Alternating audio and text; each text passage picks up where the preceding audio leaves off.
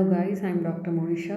Welcome to One Question at a Time series where we'll be discussing anatomy questions for a short span of time. Welcome to the first question. A patient has herniated intervertebral disc impinging on the right C5 nerve roots.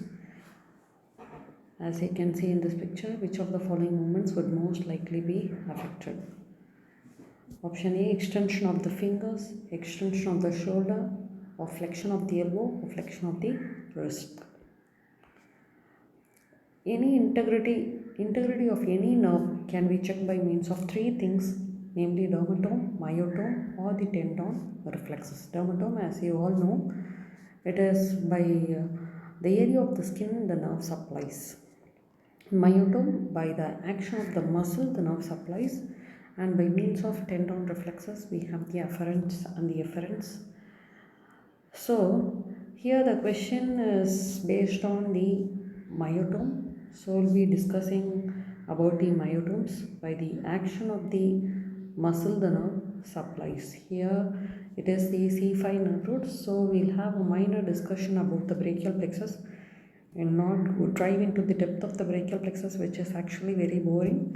So we'll see about the brachial plexus C5 nerve root only. Okay.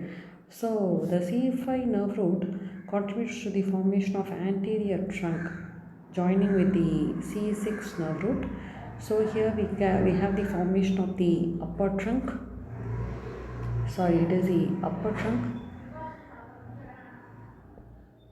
So the C5 nerve root contributes to the formation of upper trunk, which on division into anterior and posterior divisions gives to the formation of lateral cord and the posterior cord. Okay, so the C5 nerve root gives rise to the lateral cord and the posterior cord. So we have to know about the branches of the lateral cord and the posterior cord. Other than that, the C5 nerve root itself gives rise to, from the root itself, it gives rise to the long thoracic nerve of Bell along with the roots of the C6 and C7. Long thoracic nerve of Bell or nerve to serratus anterior. And the C5 nerve root, from the root itself, it gives rise to dorsal scapular nerve or the nerve to rhomboides. And from the upper trunk, we have the suprascapular nerve and the nerve to subclavius. Okay, so we have to have this basic idea about the branches that are from C5. So moving on to the lateral cord, the branches of the lateral cord, the lateral pectoral nerve, the lateral root of median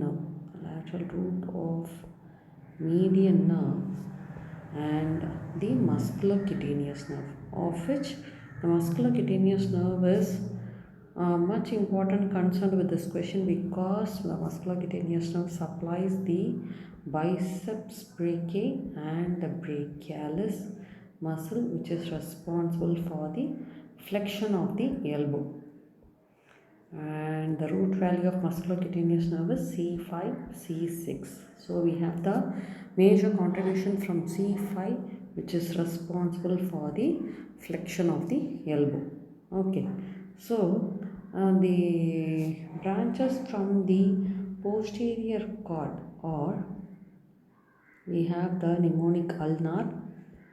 So it is the upper subscapular nerve, lower subscapular nerve, nerve to latissimus dorsi or thoracodorsal nerve, axillary nerve, and radial nerve. Okay, of which we have to know about this upper and lower subscapular nerve, which is going to supply your subscapularis muscle. Okay, on the ventral surface of the scapula, otherwise known as the costal surface, we have the subscapularis muscle, which gets inserted into the lesser tubercle of the humerus. So it is responsible for the adduction and medial rotation of the shoulder. Okay, the nerve root of which is C5, C6. Okay, and the main contribution is from C5. So we have to know about this nerve also. Okay, so we have some basic we should have some basic knowledge about the action of the muscle and the nerve root. So the C5 nerve root, the with the